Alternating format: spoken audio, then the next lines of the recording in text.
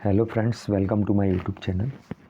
आज हम लोग इस वीडियो में कक्षा 12 के भौतिक विज्ञान के कुछ क्वेश्चन करने वाले हैं जो पहले चैप्टर से हैं और पहले ही यूनिट के हैं। पहला प्रश्न है हमारा, कूलाम का नियम क्या है। इसका आंसर क्या लिखेंगे।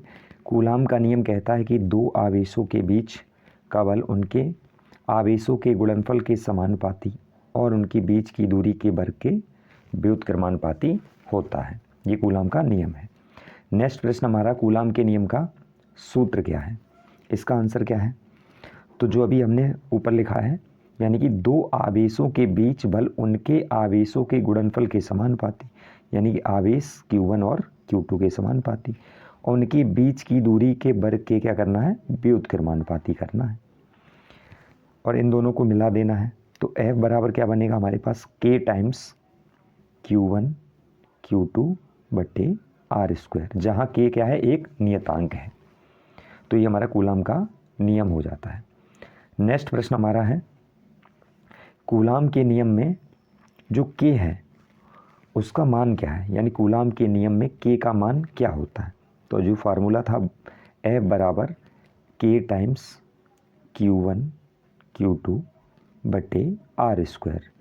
इस के का जो मान होता है वो कितना होता है, 1/4 पाई एप्सिलॉन नॉट, जिसे एप्सिलॉन नॉट को कहते हैं निर्वात की वैद्युतशीलता। और इसको जब हल करते हैं तो इसकी वैल्यू आती है 9 गुणा 10 की पावर 9। ये इसका आंसर हो जाएगा। नेक्स्ट प्रश्न हमारा, दो आवेशों के बीच का बल क्या होगा यदि उनके आवेश समान हो। यानी कि आवेश अगर समान है, दोनों पॉजिटिव हों या दोनों निगेटिव, यदि आवेश समान होंगे तो बल कैसा होता है, प्रतिकर्षित, यानी कि सेम नेचर के कैसे होते हैं, एक दूसरे को रिपल्सिव नेचर के पाए जाते हैं। नेक्स्ट प्रश्न है, दो आवेशों के बीच का बल क्या होगा यदि उनके आवेश विपरीत हो, यानी एक पर आवेश प्लस है और एक पर माइनस। तो विपरीत आवेश एक दूसरे को क्या करते हैं, आकर्षित करते हैं। यदि आवेश विपरीत होंगे तो बल आकर्षण होगा।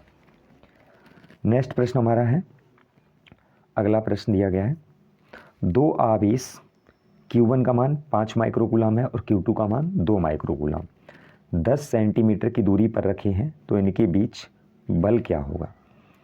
यानी Q1 हमें कितना दिया है, 5 माइक्रो, माइक्रो को हम चेंज करेंगे तो 10 की पावर -6 कूलम।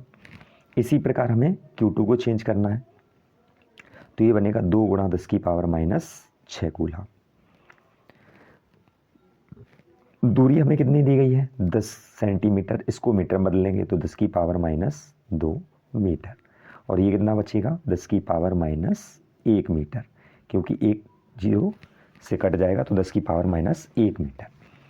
अब फार्मूले में वैल्यू रखेंगे तो F बराबर क्या था हमारे पास फार्मूला, F बराबर 1/4 पाई एप्सिलॉन नॉट, यानी कि फार्मूला क्या था, F बराबर 1/4 pi epsilon not Q1 Q2 बटे आर स्क्वायर।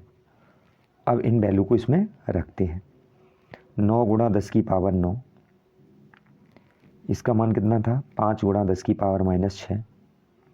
ऐसे ही Q2 का मान आपको रखना है, उसका मान कितना है, 2 गुणा 10 की पावर -6, और पूरे के बटे में कितना हो जाएगा, 10 की पावर -1 का होल स्क्वायर।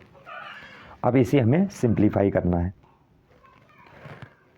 तो 9 पंजे 45, 45 दूनी कितना हो जाएगा, 90, यानी कि ये तो डिजिट को सॉल्व कर लिया। अब पावर को सॉल्व करते हैं, 10 की पावर -6 और -6 कितनी हो जाएगी, 10 की पावर -12, और ये 10 की पावर -1 का होल स्क्वायर है बटे वाले का।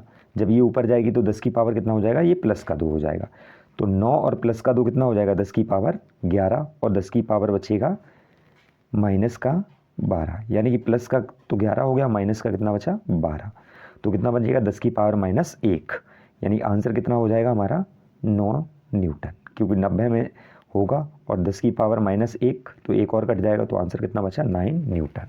ये हमारा इसका आंसर हो जाएगा। नेक्स्ट प्रश्न चलते हैं।